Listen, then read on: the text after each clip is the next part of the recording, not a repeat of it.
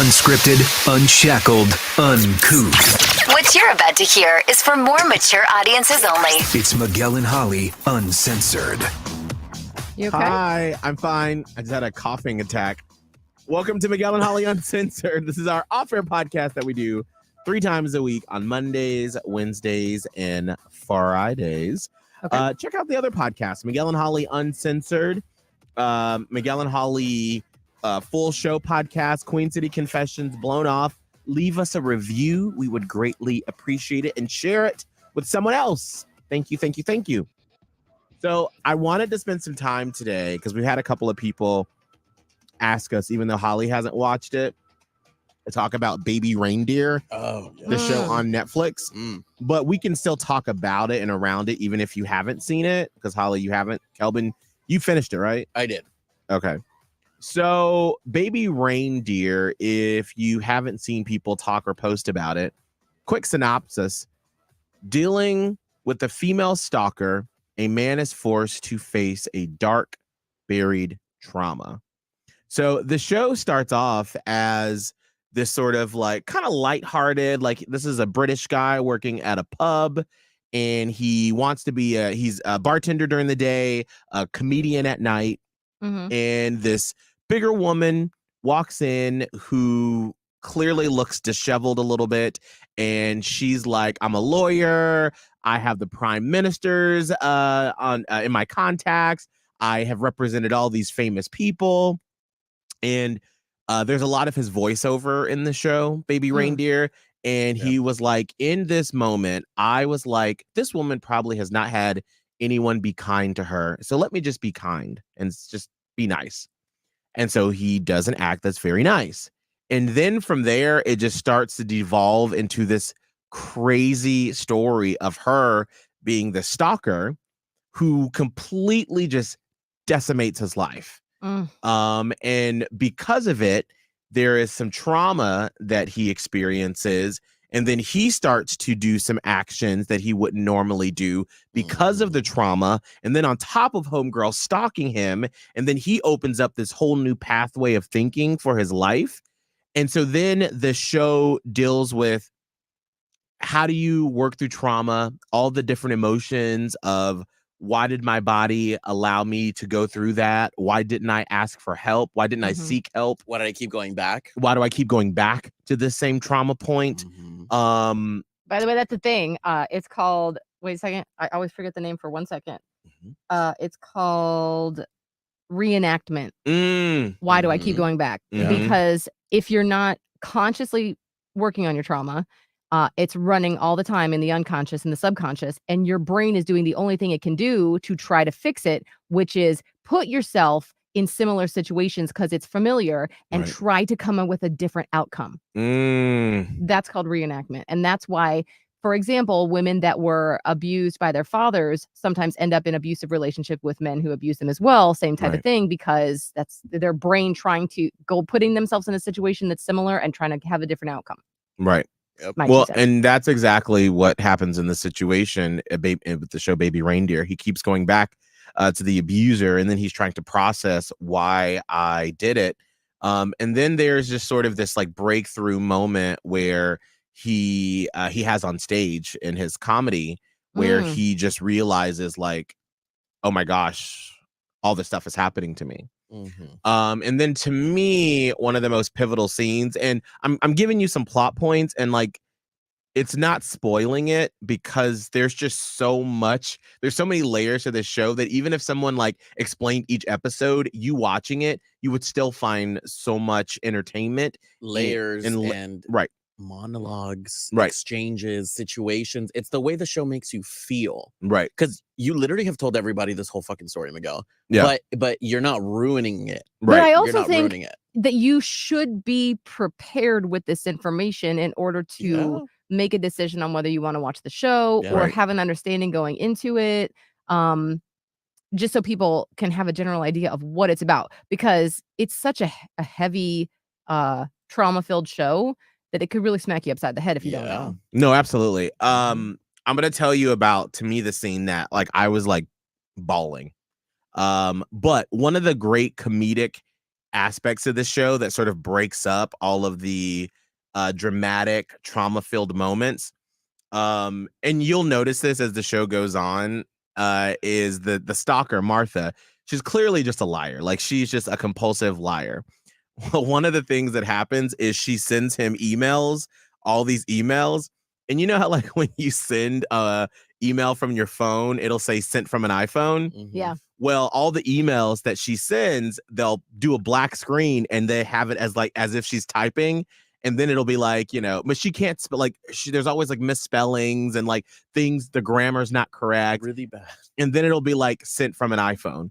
And so then, like, you realize, like, episode 1 or 2 that she's typing out sent from an iPhone. Yeah. And then, like, as she gets crazier and she devolves, then when it says sent from an iPhone, it starts to misspell it. And it'll be like a capital I instead of the lowercase I with a capital P. And so that sort of like breaks up some of the like dramatic moments when she starts typing and you're like, and then just her messages are so unhinged. I think I must have seen a meme about this because I just saw something online that said sent from my iPhone, but it was lowercase I, capital P, and then HOEN. Yes. And I was like, that's weird. That must be what it's from. Yeah, it's from that. So they have comedic moments in it. But the scene that really got to me is when the main character, Donnie, goes to his parents' house to sort of get away from everything. And there's a certain exchange between him and his father and his mother. And that's all I'm going to say about it. But that broke me. Because I just thought about, like, if you have gone through some sort of trauma, and there's that shame that comes with it that should not, but that's just the way our society has been built, is that you feel like the victim or you feel ashamed. You feel like it's your fault. Right. Like you've let people down because you allowed it to happen to you. Yeah. Which is not true, just to put it out there. And so there's this moment where he's talking to his parents about all these things that are happening. And then the conversation happens between their parents. And it is the language they use in it is so beautiful. The acting in it is just fucking top notch. Like everybody in that, because I literally felt like I was sitting inside a living room watching this family have this conversation. It is just so impressive. And then on top of everything I said, what just makes this even more wild, the guy that is the main character, he wrote and directed it. I think he directed it. But this is also based on his true life. Yeah. Right. So all this shit actually happened to him. Right. Which makes it even like, because, you know, as soon as I'm done with the show, I'm always like, Google, I want to read all about it. And then the first thing I read was he wrote it and he lived it and then acted it out. And a fantastic actor too, because he would cry on command. Yeah. Not on command, but like, you know, when the scene needed it. Right. Yeah. It's a really, really fascinating show. That if you've been through trauma, or even just if you don't watch dark shows like that, you just need like an episode a night. Well, I was gonna say, if you are, you know, obviously lucky to not have lived through anything like that, it might be a good watch to give you some understanding and empathy for why people might do slightly crazy things. Right. And it was like it was looking behind the curtain, if that makes sense, of one of the first things that he does in the story, or I guess a few episodes in, he goes to the police and they ask him the question, well, then why did you wait so long? And to see that process and to see why he did what he did, I feel like doesn't get talked about, or we don't see it as much or portrayed as much on TV, I feel. 100%. So I thought that was an interesting point. It's typically that kind of content isn't sexy for shows, right? Unless it's something like this. It's not that marketable.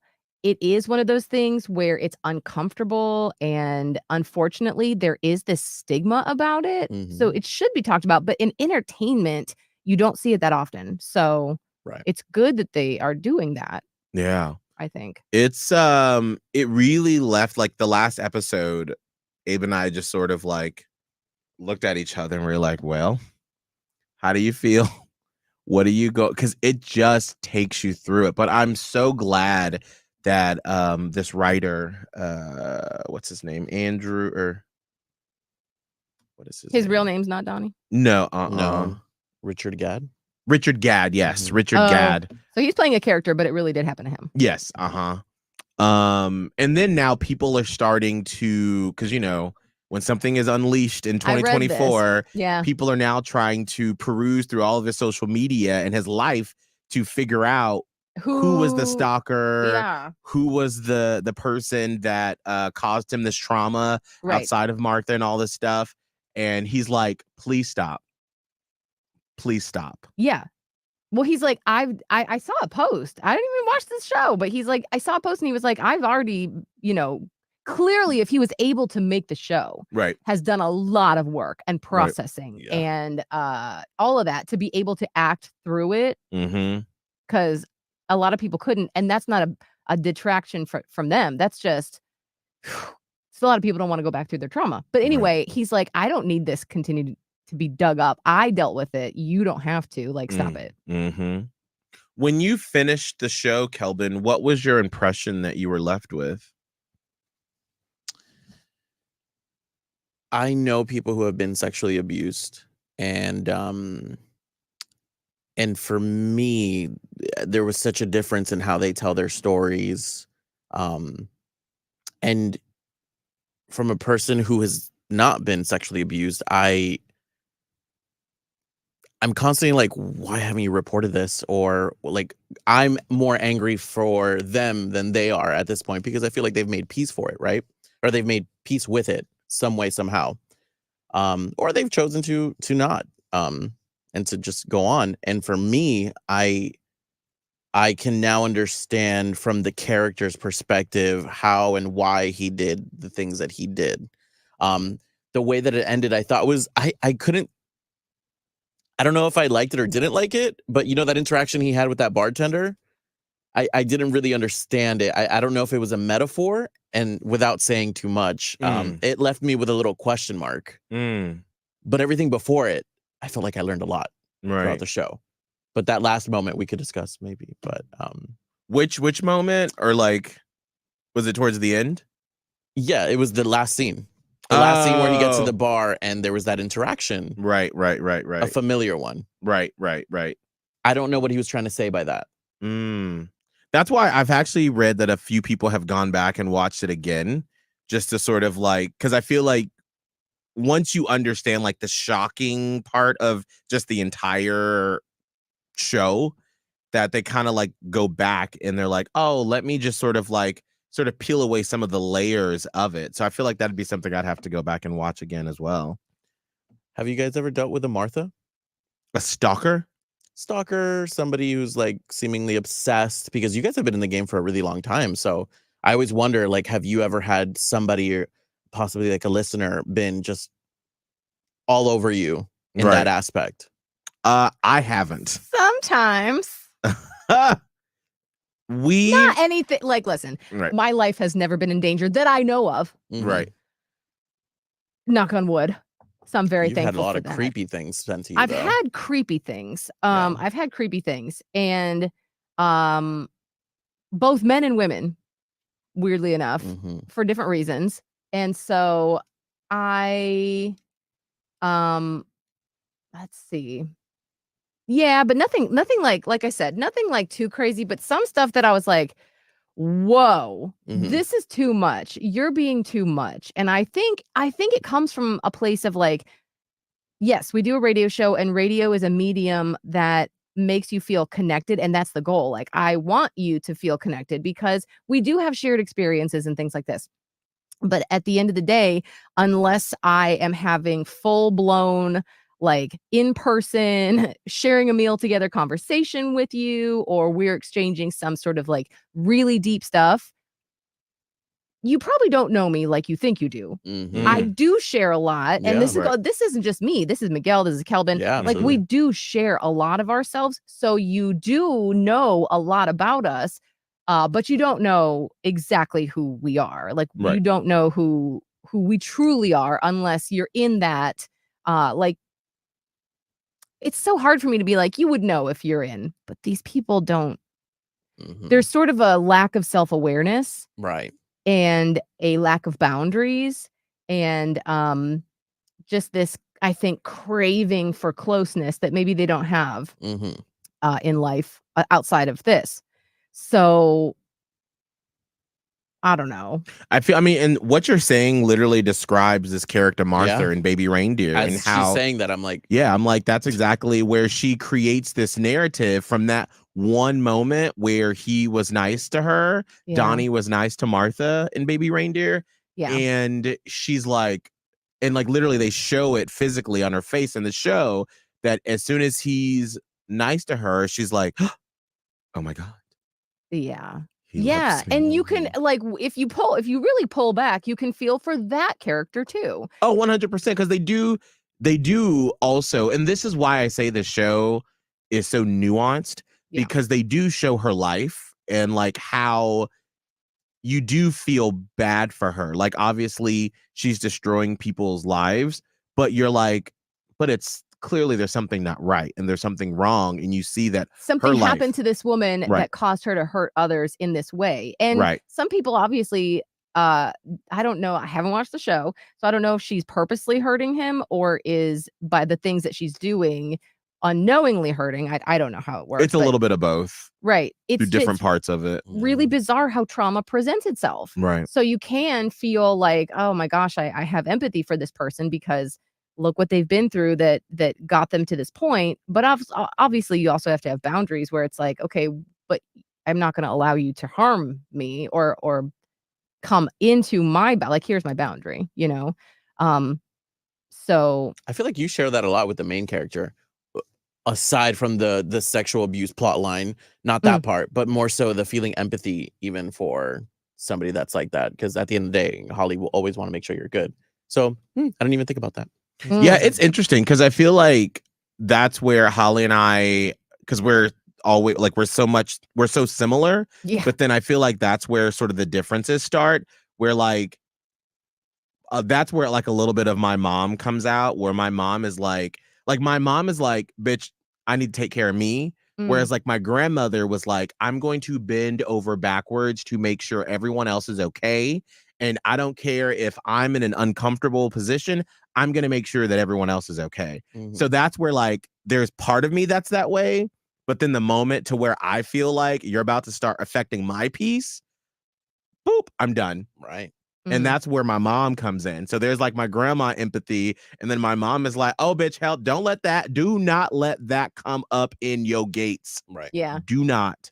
And so that's why I'm able to like shut it down. Whereas Holly will be like, huddled masses come. Yeah. Come to my bosom. Let me help you. I do. Like, it just depends. There is a lot. Like, I can tell when people are genuine and like, I believe that I could do some help. Like, as a person who feels like either I chose to come here or I was chosen to come here as a light worker, like I'm willing to go down in the dark with you at my own expense sometimes to help bring you back into the light. I think that's one of my purposes in this world, to be absolutely honest, like is to get as many people into, you know, out of the darkness as I can.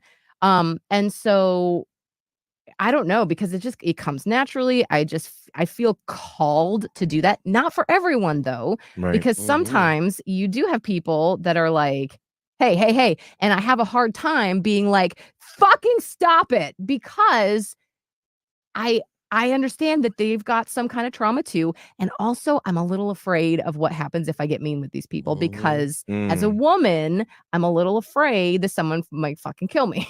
So I don't know. There's like that weird thin line to walk too. Usually I just end up ghosting people because I don't know how to tell you you're being a little psycho and sound nice by doing it. So I'll just kind of take a step back. Now, that's not to say that I'm also not you know, busy sometimes. I'm not going to read all my messages or whatever. But I just feel like in my mind, I know the difference. Maybe other people don't, but like, you know, and so when it comes to you, you were like, okay, my mom is like this watchdog. I feel like that is kind of like very masculine energy. And I feel like your mom kind of really exudes some masculine energy sometimes because she's not going to fucking take no shit. No.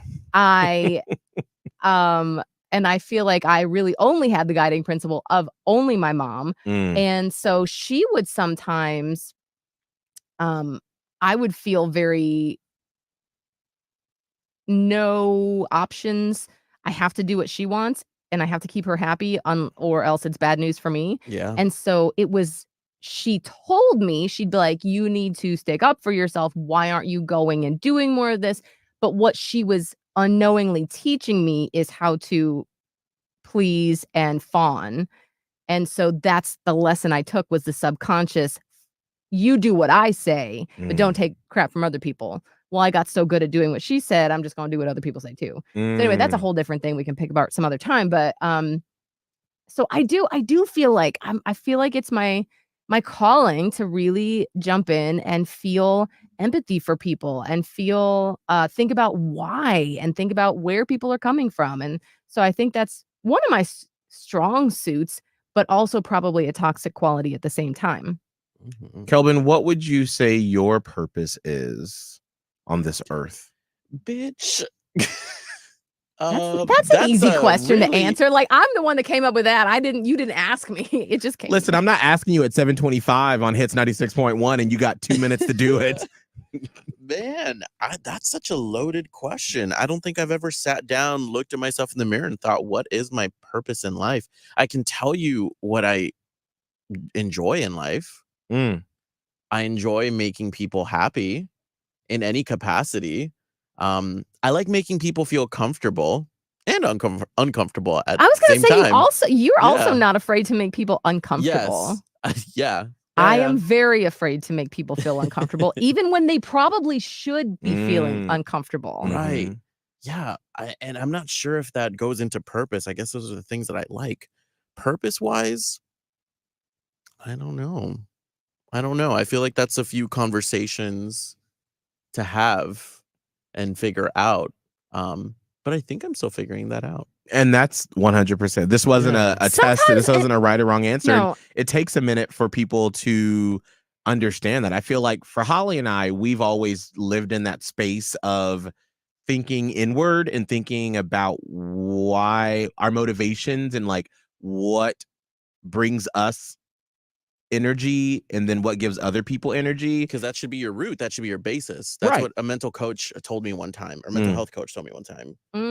He was like, what are the things that you love or love to do, or what are your values, and from your values decide how you want to move. Right. Yeah, it's really helpful to do that. I want to talk about values for 1 second, but I also wanted to say sometimes you don't really know who you are unless you're put into a really tough situation. For you, Kelvin, it could have been like the move from Miami to Charlotte, or any other type of like slightly traumatic scenario, where your mettle is really tested, and you might even have to go through what they call a dark night of the soul, where you have to come face to face with like your worst fears or your inner demons or whatever, to even figure out what all your life purpose really is, or who you really are at the end of the day. I think I'm in that right now as we speak. Yeah. Interesting. I have never felt so. Well, I have to say, you're a little untethered. You're a little unmoored. You grew up in one whole entire culture and area of the country, and it's only been 2 years that you've been not even 2 years yet. Not even 2 years that you've been uprooted and transplanted somewhere else. Now, you do have the benefit of being with your partner, so you're not doing it fully on your own, but at the same time you are kind of doing it on your own because your partner's going off and traveling a lot for work and all that stuff. Right. So I wouldn't doubt it that you're going through a bit of the dark night of the soul right now, and leaving behind who you thought you were and becoming who you are.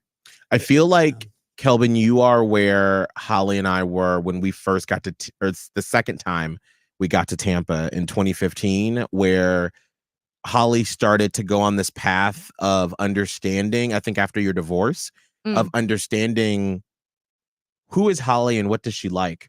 Yeah. Not what does everyone else like, but like, who is Holly? Yeah, it took a long time, and truly, I think about back on the divorce, and I think about how unfair I was to my ex-husband because I had no idea who I was when we got married. No idea. And that's, when people divorce, it's never usually just one person's fault. Right. Obviously, I'm not talking about cases of like abuse or things like that. I'm talking about your general run-of-the-mill divorce. Even if there's cheating, both people are at fault in some way, because you're building a partnership together, and somewhere that has gone awry. And so I take responsibility for a large part of the unraveling of that marriage and I think the root of it is I really didn't know who I was when we got married. I look a lot at the Facebook posts from my memories. So it's like so writing on the wall is just all over the place because I have all these posts. There's literally one today. I'm actually going to pull it up, but in one's past, there are posts like, we get to spend the day on the couch today. I'm so excited. We never do this. Or like, it's just me and the roomies today and we're at home and I get to cook. And today's post was, let me see. 15 years ago, Holly O'Connor wrote, going on an extreme adventure with my ex, kneeboarding, water skiing, tubing. Yikes, wish me luck. Would you ever do that now, Holly? Fuck no! Absolutely not. Absolutely. That is not who I am. And then I dealt with a lot of, once we got divorced and I started to figure out who I was. And even in the marriage, when I was starting little glimmers to figure out, like, who am I even? He would be like, well, you're not fun anymore. And it really hurt me. Not that he was being hurtful, and I don't want this to come across that way, but like to him, it was like, here was this girl that was like water skiing and doing all these crazy things and going on all these adventures and all this stuff. And I'm like, actually, but I don't really love all those things. And I'm happy that you do. You should do them. I don't want to stop you from doing those things.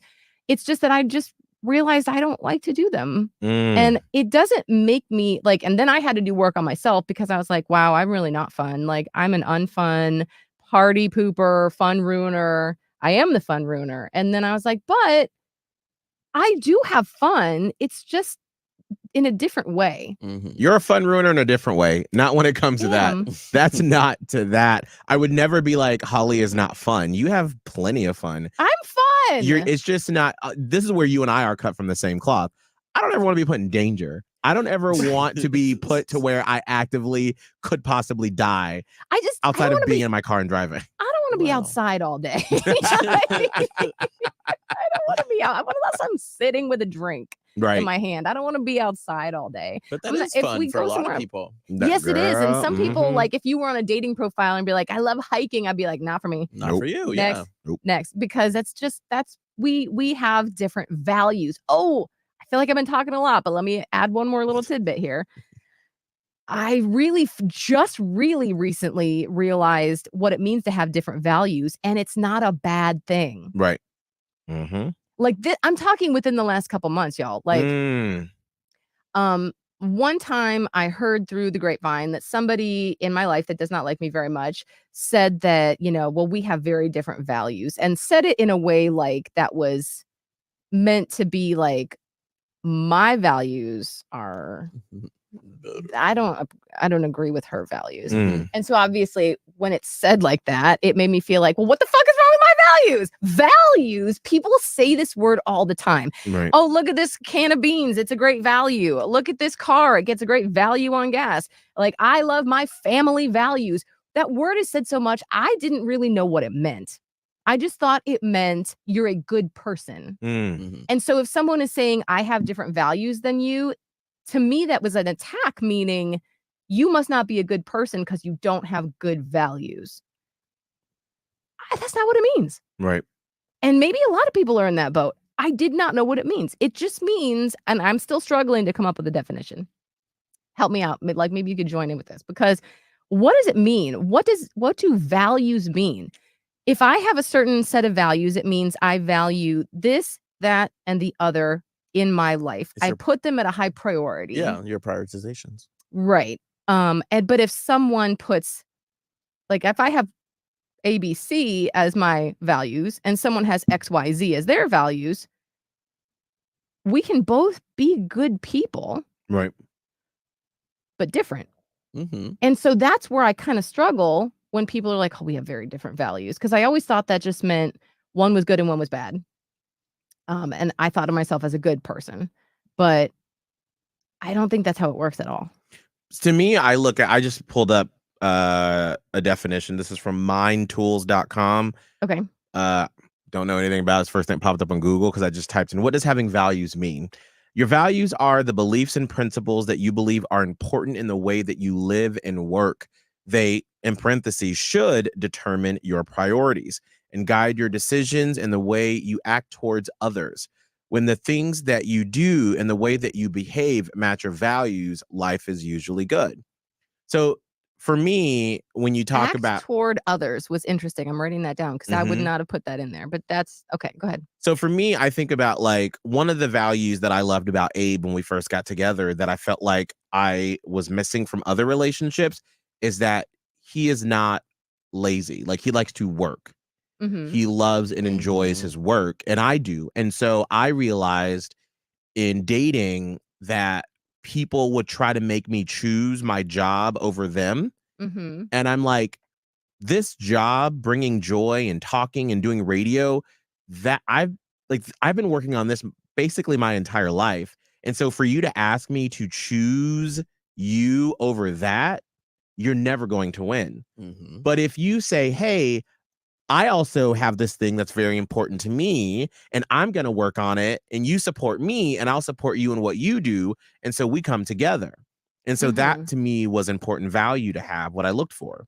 Right. So like finding joy in something that you do. Right. So, and it doesn't have to be, because I mean, it doesn't have to be the same thing. Right. It doesn't have to be the same thing. Right. But finding joy in something that you do, that you're passionate about. Right. 100% passionate about. So that was like one that we aligned on. Something that I realized early on that our values are different is how we spend some of our free time. So Abe loves adventure. He loves being on his motorcycle or skydiving or whitewater rafting. I do not find fun in that. That is not. You gonna go skydiving? Absolutely not.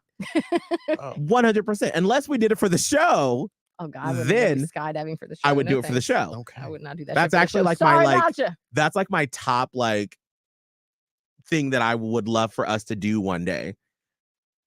This is like if we get syndicated and it's like a really big deal. Like a lot of things have to be in place for that to happen. Right. Yeah, a lot. Anyway. Do you see how many lines are on my forehead right now? Holly's Botox just squeezed out of her head and said, I got 5 lines.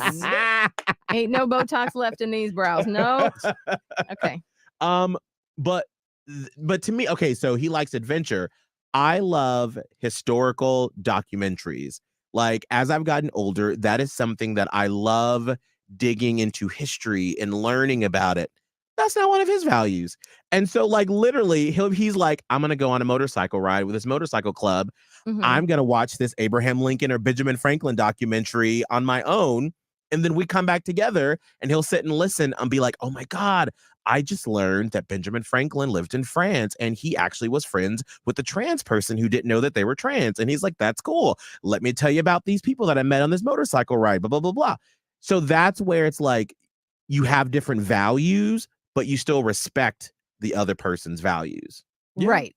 And so I guess then maybe the question is, so when this person said, well, I don't mind, hanging out if we have similar values.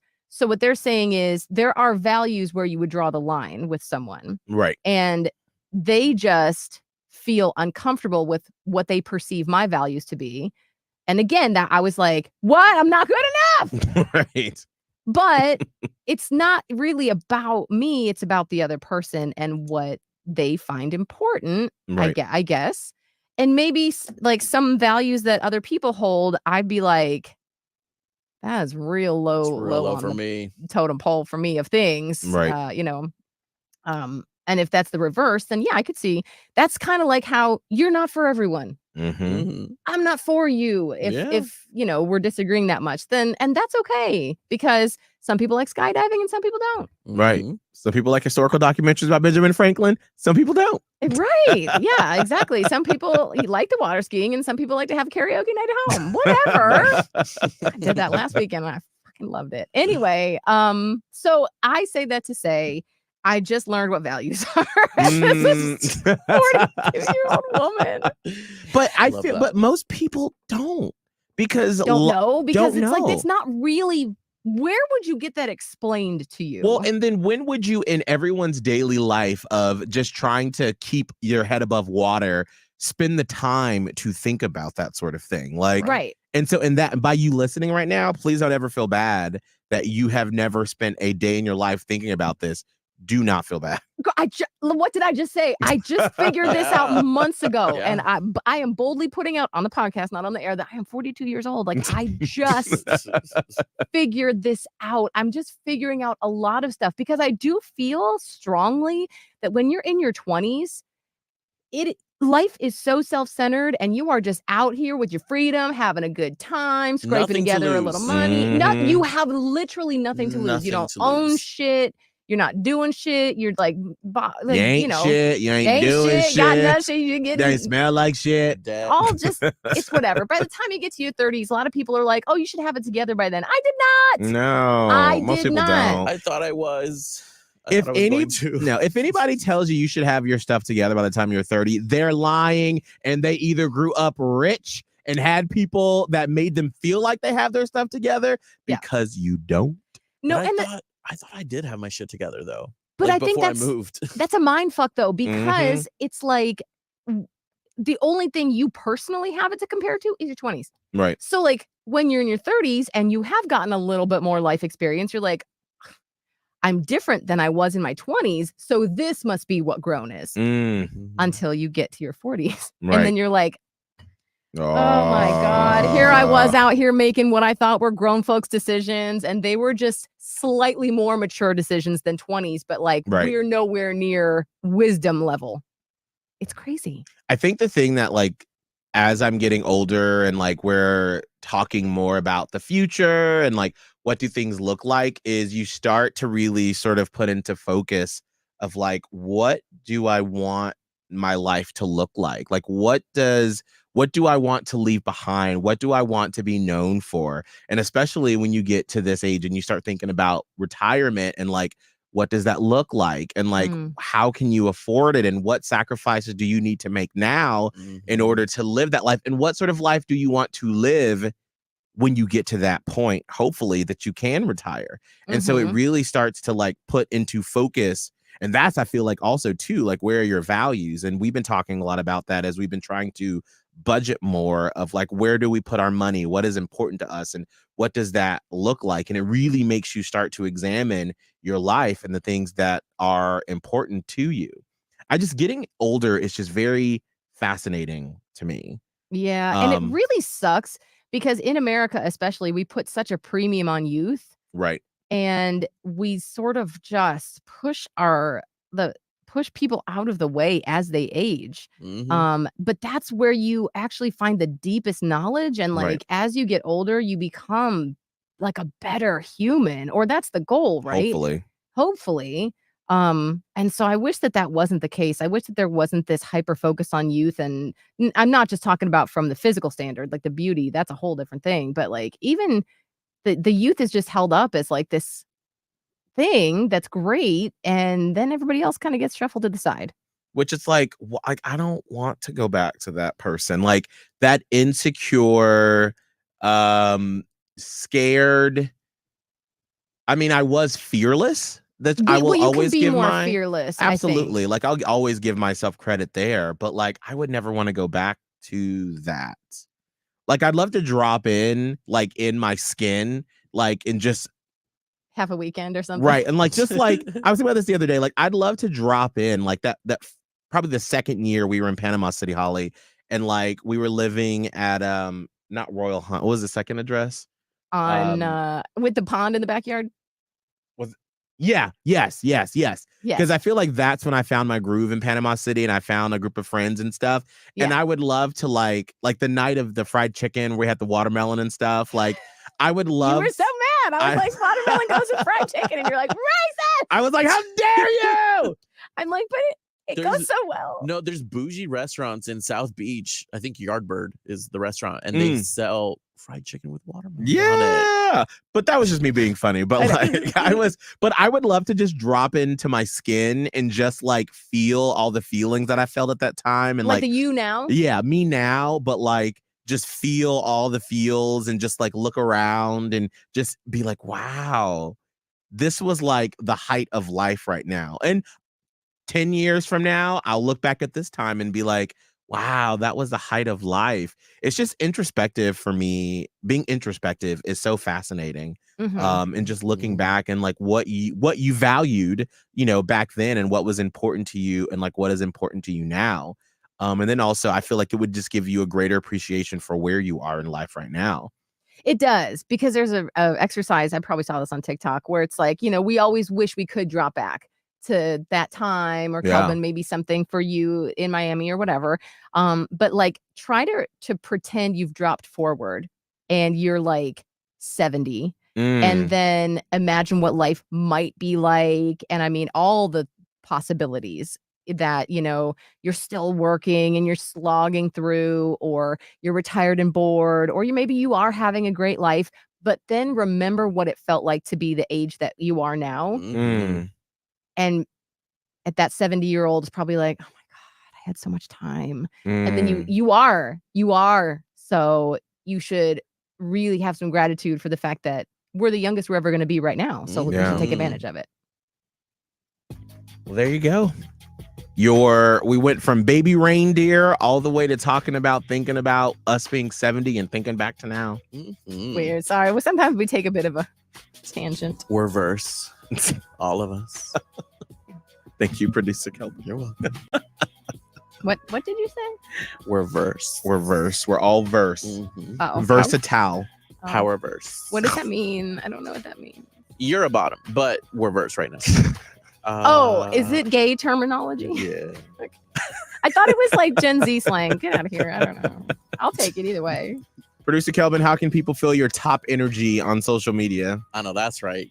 At Kelvin Live, TikTok, Twitter, and Instagram. Holly, how can people feel your bottom energy on social media? Power bottom, though, right? Yes, absolutely. 100%. Yeah. Radio Holly on Instagram, TikTok, Threads, Twitter, and you can find me on Facebook somewhere. Mine is at Miguel Fuller. You can find me. What is yours? On Instagram, on Be Real, on TikTok. You can find me everywhere. We will see you all on Monday. Miguel and Holly